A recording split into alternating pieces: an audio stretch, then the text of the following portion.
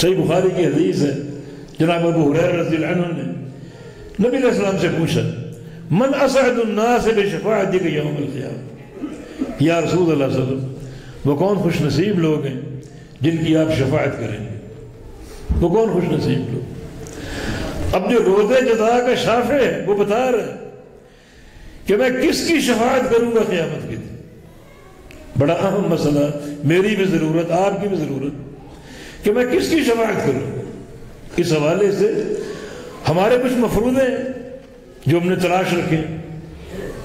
کوئی کہتا ہے نبی کی شان میں قصیدہ کہہ لو، آپ کی شفاعت مل جائے گی۔ کوئی کہتا ہے محفل میلاد منا لو، آپ کی شفاعت مل جائے گی۔ عشق رسول، آپ کی شفاعت مل جائے گی۔ اللہ کے رسول سے تو پوچھو آپ شفاعت کس کی کریں گے؟ تو رسول اللہ صلی اللہ علیہ وسلم نے کیا فرمایا؟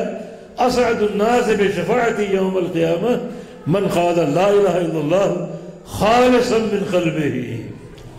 قیامت کے دن میری شفاعت صرف ان لوگوں کو نصیب ہوگی جنہوں نے لا الہ الا اللہ کہا بالکل دل سے خالص ہو کر، جن کے عقیدہ توحید میں شرک کی ایک ذرہ برابر ملاوٹ نہ ہو،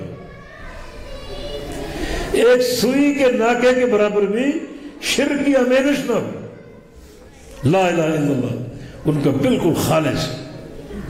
اس کلمے کو پڑھنے والے، اس کلمے کو سمجھنے والے، اس کلمے کے تقاضوں کو پورا کرنے والے، ان کی شفاعت کروں۔